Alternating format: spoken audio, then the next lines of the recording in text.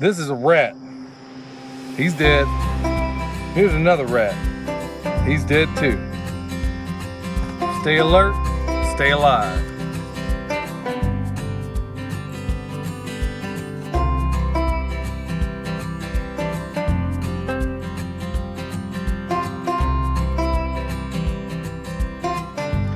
All right, y'all, forgive my gratuitous reference to R. Lee Ermey.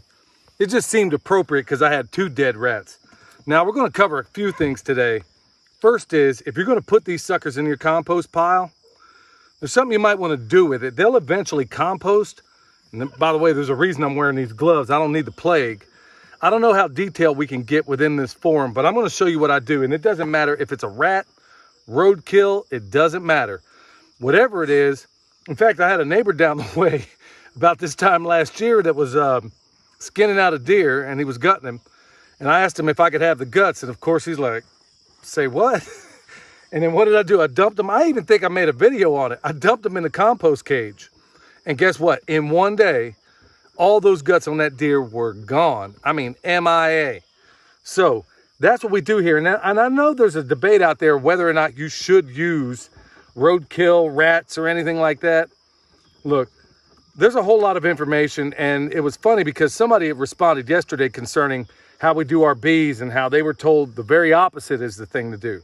Well, that's what you're going to find out, and I think that's one of the greatest frustrations in homesteading, and I dare say just about anything, is that no matter how much information you get on one thing, you're going to hear a number of people giving you the contrary in the opposite direction.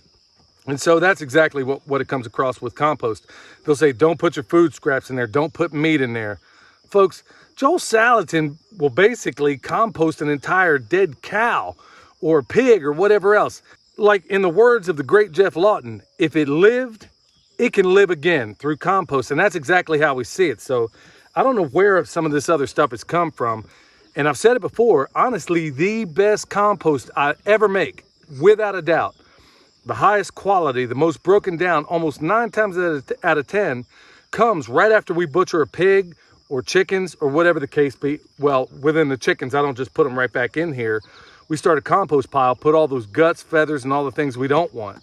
And I'm telling you, it makes the best compost I've ever had. Now, concerning other critters out there, now I'm going to show you a little trick. I'm going to say this while I'm sitting here working these guys over. Well, I'll just go ahead and say it first.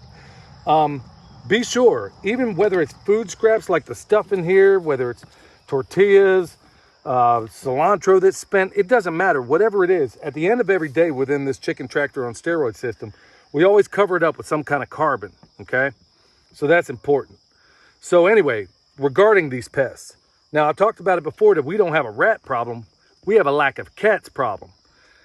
But I didn't fully explain that all the way out. So before you go out buying and rescuing a bunch of cats, consider the fact that whatever animal you bring out there, let's say like my livestock guardian dog, you're going to bring inherent problems with those animals, or not problems, I'd say challenges that you're going to deal with when it comes to those animals. Now, when it comes to cats, okay, we got all these nice little soft beds out here. Guess where you think he's going to want to poop? And guess where you think Michelle's going to wind up doing to me when she sticks her hands down into some of that cat poop out there when she's messing with that garden? Nope, not something I'm trying to deal with.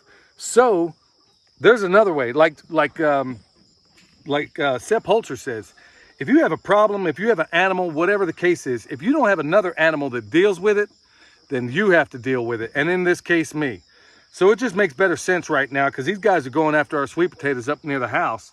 It just makes better sense to me right now to just go ahead and put out the traps of things I know they want to eat. And I'm telling you what, that's a fact of business. And let me tell you, nephew, business is a booming right now because these guys, they've had their little run up there. Well, it's time to fire back. And just like Danny at Deep South Homestead was recently talking about, it doesn't necessarily mean rats. It could be voles. It could be deer. We have some reasonable and awesome ways of dealing with those things. But you know what? They make a rat trap for a reason. And these guys largely, when they see easy food that they want to eat, bam, I can get them every time. So until I bring them back into balance, this is how it's going to go. But whenever you take, whether it's roadkill, and I have gotten that before, whether it's roadkill, whether it's a rat, whether it's some critter that you're going to compost, let me show you how I deal with it. Because if I stick them in here whole, which I showed before on Patreon, if I stick them in here whole, he's going to break down. but it's going to be a slightly slower process. But if I go ahead and just expose his guts a little bit, the chickenness of the chicken is going to unfold, and they are going to go absolutely Old Testament on these mice or rats. I don't know, with all the weird things that are happening within this platform and another of others, just take my word for it. I've actually demonstrated it before, but I don't know that they would just flag this video. So just basically, I'm going to cut him from neck to nuts, and I'm going to throw him in this pile. So let me go ahead and do that right quick. All right, well, there you go. 2 rats ready for the chickens. And like most of you out there, you ain't going to see me crying no tears on a rat, especially one that's going after my food. Anyway, they're in here.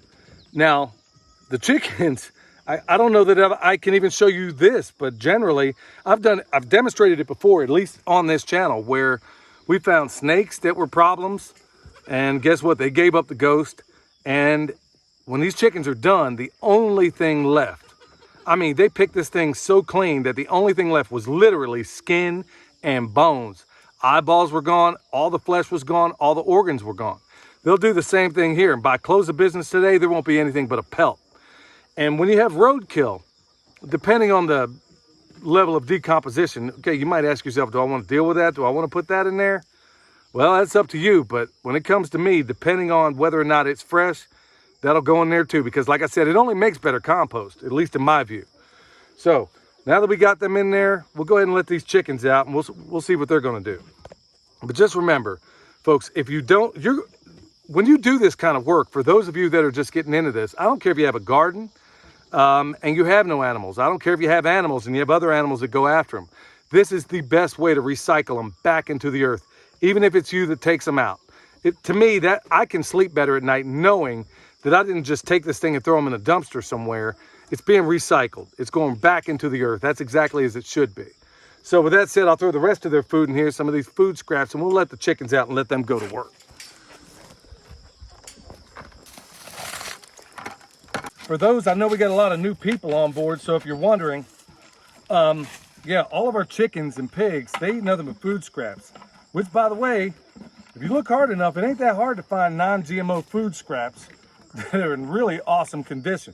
In fact, it's kind of appalling how much food, and I've done videos about that before, where, you know, it's kind of curious that in just one day a week, for just a couple of hours, in the course of that day, I'm able to feed every chicken, every pig out here, and that's just one day in just a matter of minutes of work.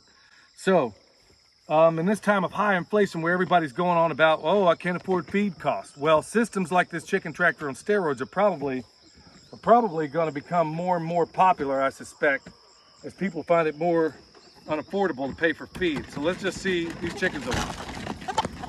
There you go, guys and gals, off to the races. And look, you got a couple of new friends. Okay, here's how it's going to go down, y'all. They're going to start off, my goodness, they're going to start off eating the food scraps. That's what they do. And these food scraps are, believe it or not, in decent shape. Do I care if they eat it all? No, because just like that rat, it's going to go right back into the soil. In fact, that's why we layer this thing day after day, and we put carbon at the end of it. Number one, it'll help keep down any would-be, you know, any would-be pests that want to get in here and mess with it. It'll slow that down a little bit, but also it's adding that layer that we need in the compost pile. So when we're ready to flip, actually a day into this thing, it's already kind of generating heat and stuff. So they're going to work this stuff over. They're going to go after these piles, and then later on, by close of business today, there ain't going to be too much left on any of these rats. So there you had it. These guys and gals are going to work, working in what I think, no, I'm just going to say it, the most consequential food and compost producing system in one spot on the planet. Chicken tractor on steroids. Go back and check that out. But folks, the focus of today's video has more to do with what do you do with those pests that you have to take out, and also some of that roadkill you're maybe able to find. I don't know, inflation keeps getting like it is. That just might be on the menu for some folks.